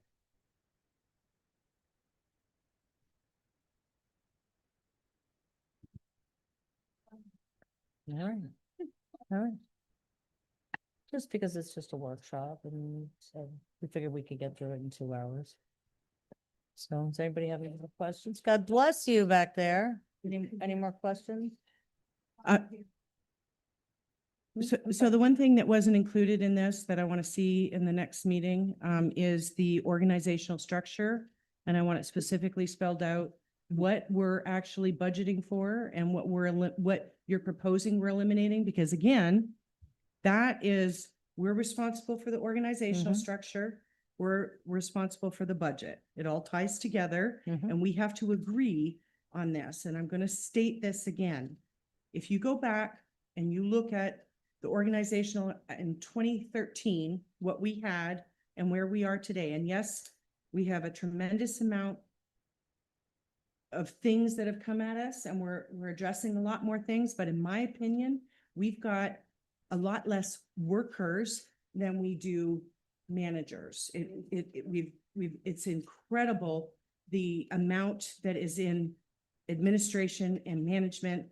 And I think if we're looking for where we can make some adjustments, that's the first place we should look. Just like I think that the school district, when they're looking for funds to cut, they should be cutting in administration and not the teachers. We need the workers to do the work.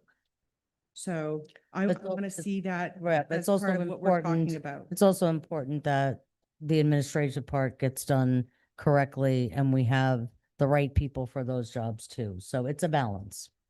No doubt. Okay, Mr. Hanson, you got your light on? Oh, Yeah, no, I was going to say, I don't know if Ms. McIntosh is done, if you have any more questions, but Yes, that's it for me. I'll Okay. take any questions if you have any. Miriam, would you mind emailing everyone the chart? This way if they have questions. Oh, so, okay. yeah. All right, So we're gonna- this was I the was next holding part of out the with it. presentation. Okay. So, Okay.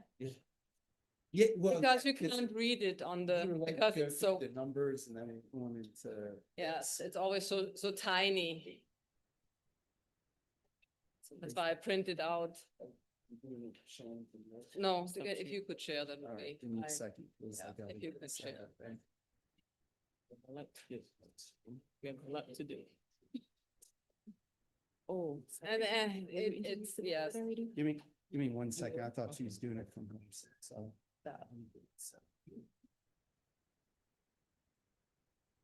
Mine is not that,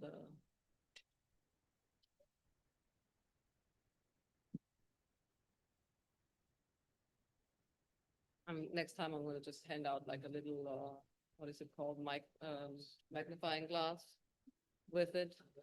Should be, easier. Small setup. Okay. A lot of the, items we have already kind of touched on. So, this will be somewhat fine. One of the, items that we have not discussed is that staff is recommending staff is recommending a 3% merit increase for all staff. And I know we talk about it every year, the 3% merit increase is an up Up to to, 3%. thank you. So performance-based. And the eligible personnel is personnel that has been here the whole entire year, that is not on probation, etc. We did build, I don't know, I can't remember if Ms. McIntosh has mentioned that, but as of right now, we are calculating a circa 12% increase on health insurance. It is too early to say an accurate number. By August, we might know a little bit more, or so I'm gonna double check with Gehring and see if they have a little bit of a better number, but as of right now, for this budget purpose, we are calculating about 12%. All right, next, personnel, stormwater.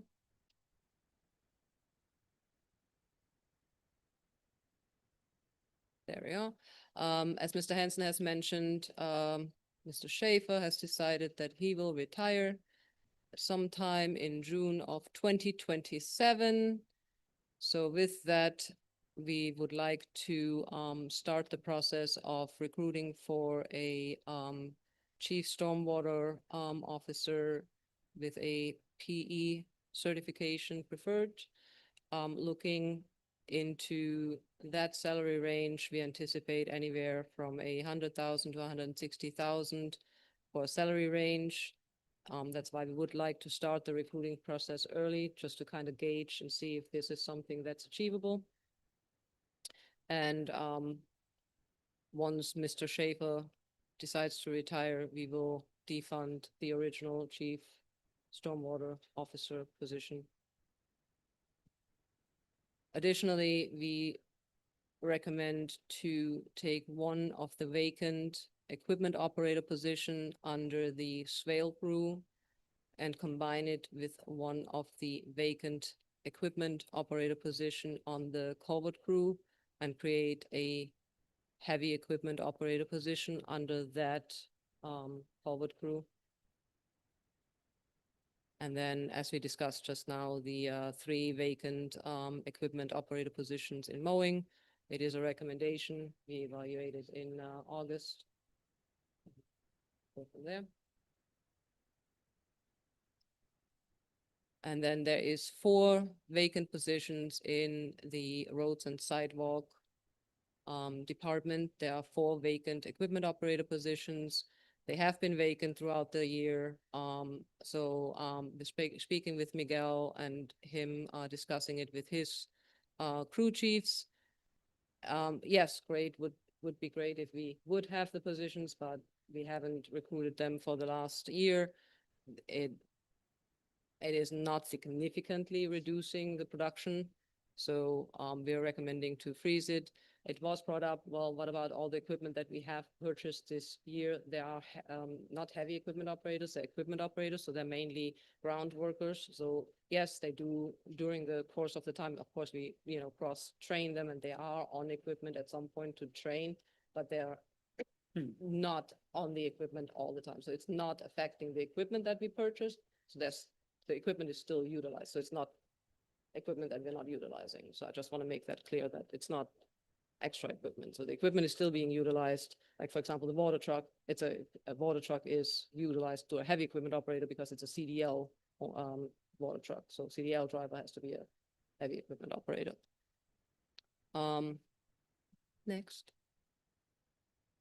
The impoundment expansion aggregate, we are recommending to take the vacant equipment operator position that is there and reclassify it to a heavy equipment operator, which would then create 2 heavy equipment operators at the aggregate and 1 equipment operator. So 3 full-time positions over there with a group chief.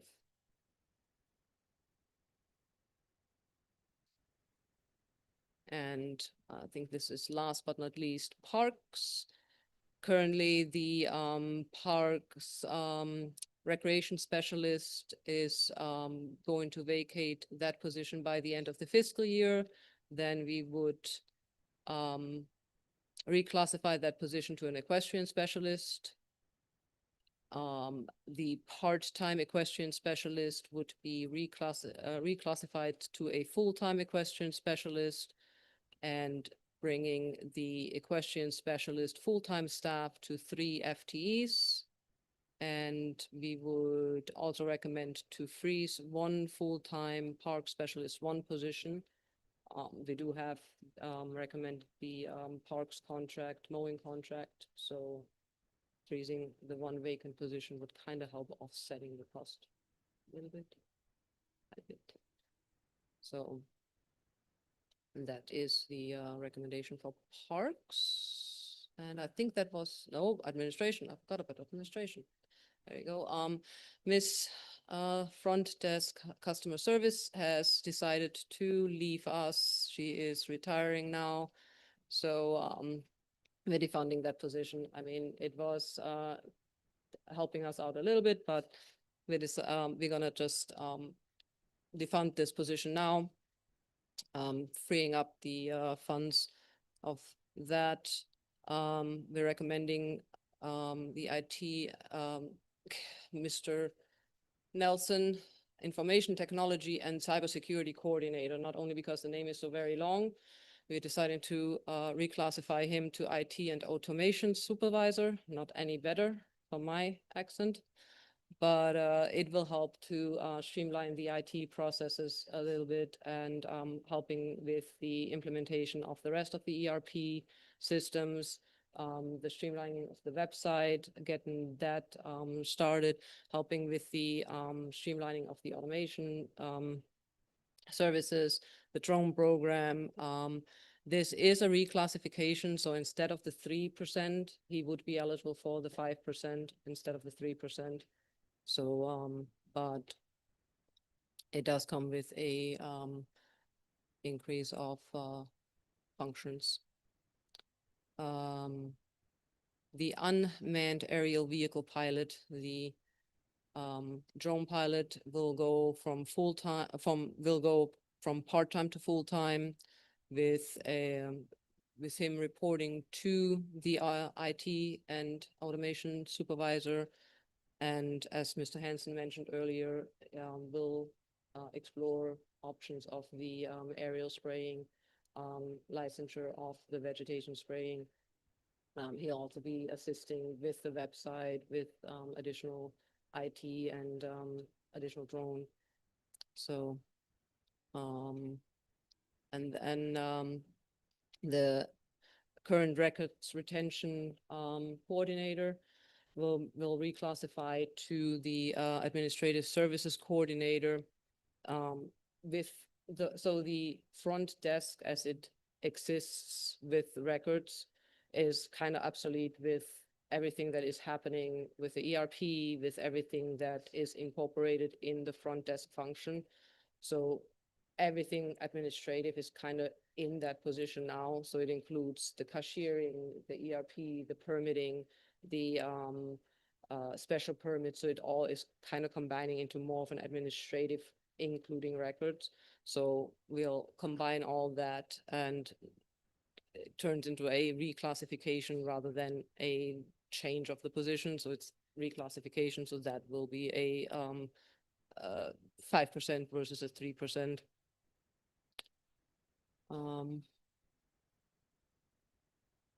Is there anything after that? Oh, and there's a beautiful chart. And now, if you have any questions. Thank you. I'm sorry. I have one question for Oh, it's Mr. Robinson. reflected on my phone. Adding, moving over the equipment operator to heavy equipment will, in my opinion, will that increase production? If he's a heavy equipment operator versus just an equipment operator?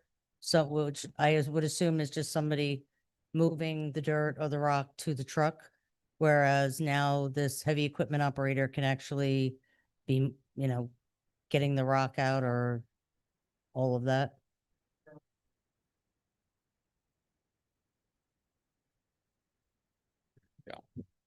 Should use it, smile like that other one better. Evening again. We currently have 4 people out there, 2 heavies, 1 equipment, and 1 crew chief. We have been borrowing an operator from either stormwater or roads to run the loader. So we have that many people out there right now. This would be transferring them over full-time, be all under the operation of that crew chief. So it wouldn't be the need an operator, take an operator, or wherever we could scare one up at the time. And then the transferring over, when we go into, right now, we're done with the last cut from the bench, and we're going to be turning off the pumps and focusing on our rock crushing and production. We've been maintaining enough for staff, but we're going into full bore rock production right now, the next month. That is working around that machinery in those plants. It is a very highly skilled position. And when the other operator will not be assisting, they're going to be doing other things. We need to get a rental out there to, I'm going to say it, big rocks and the little rocks. So it's either a hydraulic excavator or a bobcat with the jackhammer to bust little rocks and separate. We also have to separate the riprap, and it's a process. So we need somebody out there who can really operate different machines, the excavator all the way on down to a skid steer and a rubber tire, to keep the plant cleaned around that, and also have enough knowledge and skill set to be able to separate the rocks into the different size classifications that we need for different projects around through the district. Thank you. Rob, is this person already working in the ag production? We have, well, we currently have a crew chief, a heavy, and an EO. We would be adding the other one, the other HE, for the loader and different operations out there. So we have a person on rotation. Like I said, it's the catch a can, whoever can be out there that day. So But right now budgeted in your quasi department for ag production, you only have 3 people out there or you have 4? we have 4 people, Okay, and we budgeted last year for how many? 3. 3. So we're adding a position that wasn't part of the original proposal for ag production. That is correct. Okay. And you have had that person out there this past year that was not budgeted. The So are goal- we doing a, Yeah, we've been classifying that through with finance and everything.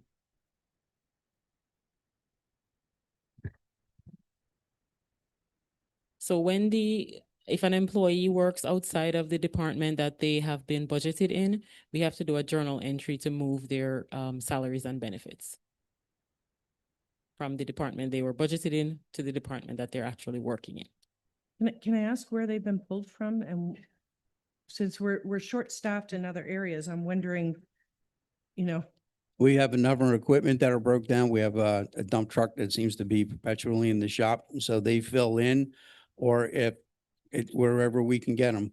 The goal was to have the dump truck operators load themselves, and then when the contract trucking comes in, load them as well. But it just doesn't, they're running all over the pit because we have material up at the front, we have millings in the back, we have clearing tailings from screener when that's running as well. So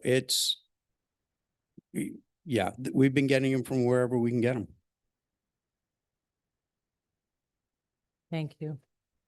Oh. No, go ahead.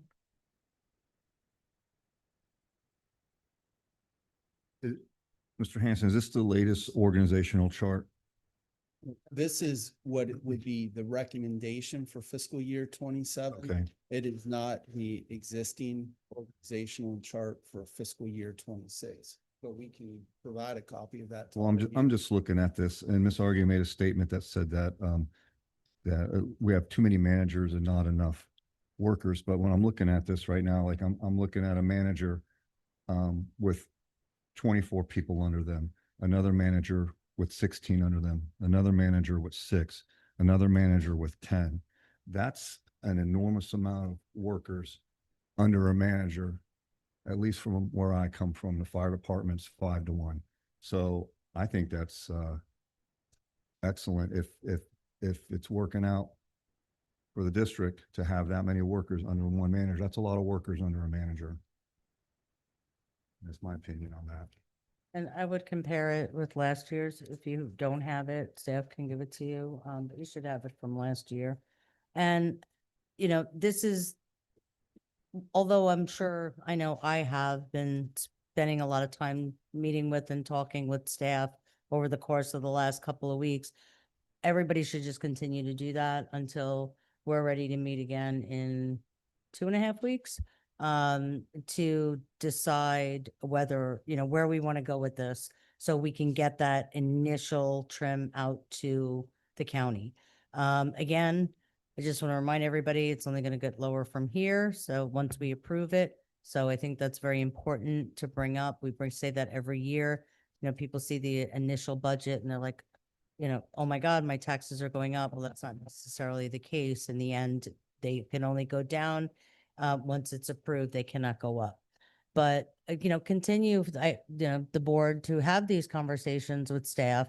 Anything you did not think of at this time, write those questions down, meet with staff more. We've got a couple of weeks. We're going to be up in Tallahassee. There should be, time for you guys to meet. Orlando, thankfully. But there'll be time for you, to meet there if you can't make it, during the week here because of work or what have you. But continue these conversations. I think it's important, not only for, the benefit of the residents, but just for the benefit of the board. Learn as much as you can about it, why the decisions are being made, what the options are. And then that gives us all the knowledge that we need to set the policy for them to follow. So I do ask that if you haven't had a lot of time to meet with staff on this, please make the time, because it is very important. And these decisions, affect everybody's wallet. So we have to make them as wisely as we can, and for the benefit of the residents, which is also all of us. So we understand, and we don't want to see our taxes go up either. And we want to see the residents get what they're paying for and using those dollars efficiently. So I thank everyone for all their input. I Yep. Okay, I that's have all right. One last thing I want to. Okay, I want Uh, to, thank you for everybody for all your input. I think it's important that we all hear what each other has to say in this environment. And I look forward to the next meeting as well. I want to question, when did we go to 2.5 equestrian specialists? And because when we talked about this, it was my understanding we were going to 2. We were increasing 1 half part-time, and the justification was so we had coverage at the park. Why do we have 3? So this is the recommendation. So we used to have 2 full-time equestrian specialists. We recommended trying to go down to cut costs down to 1 full-time, 1 part-time. But the amount, since we've redone those arenas, we have a lot more people there, and we really want to start trying to enforce the rules out there, but also have safety. But the equestrian specialists will also be doing like rentals and things like that out of Hamlin House, in addition to the front desk here, with the ERP, because people will be able to not just pay by check or cash, but by credit card through our online portal as So well. they're not actually an equestrian specialist. It's a parks person Well, who's assisting with the administration on the they- permits. They are an equestrian specialist, meaning they're going to know how to drag an arena, how to interact and know horses, but they're also going to have other traditional parks and rec type of duties, such as being able to process rentals and things like that. But our bigger focus is to have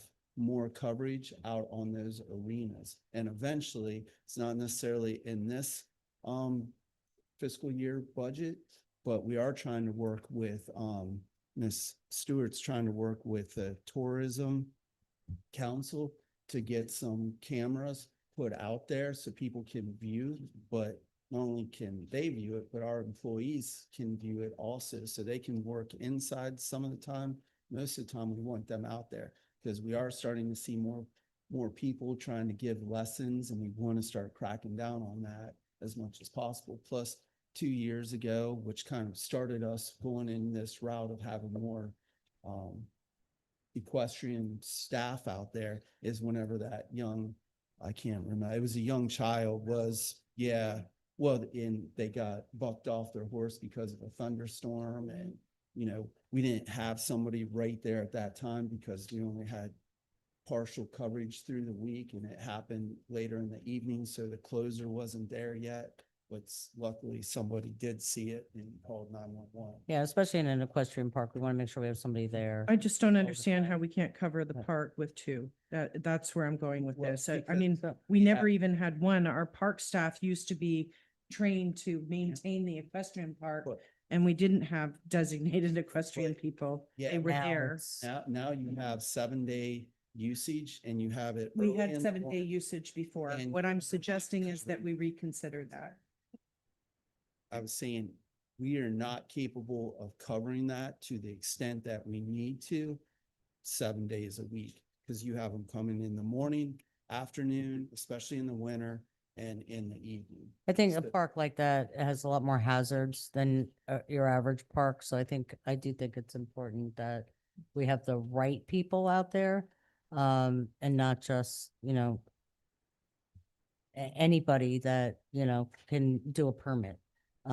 So, but giving them other functions, other responsibilities is good too, because then that's, you know, But, well, but but the other thing, and I apologize, I forgot to include it, but the other aspect of this is we need to do more drags out there, especially in that barrel arena, because that's one thing, you know, we can't drag it enough. And I'm not talking about. yeah, doing that's the most a drag complaints that every I time hear. we Yeah. run I would like, 5.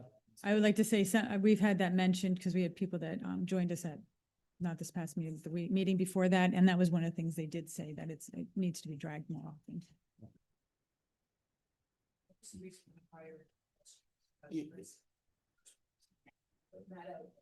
That person was to be doing the dragging and doing the maintenance at the park. And from what I hear, that person, and I don't know if it's the same person, but would be sitting in the Hamlin house and not actually out in the park. So I don't understand why we need 3 people. That's what I'm stating. Because you have one person covers 40 hours in a week. So, and people do go sick or go out. So that's why we're trying to do it, because we know that that park is becoming more popular and more people are coming there. But it also leads that in the future, we want to make sure if they are not ITID residents that pay into the park system, they should be paying something to use that facility. And we're having that also occur where people are coming from Locks Groves or from other outside the boundary. And again, there are people that are professional trainers that are using it for lessons and making money, and we don't want that. Thank you. all right. Well, thank you, everyone. Thank you, staff, for all your hard work in putting this together and all the adjustments you've been making the past couple of weeks. I know it's been a lot. I'm sure we've all put you through some changes with that, but it's really important we get it right. So thank you all very much. This meeting is adjourned. See you all tomorrow.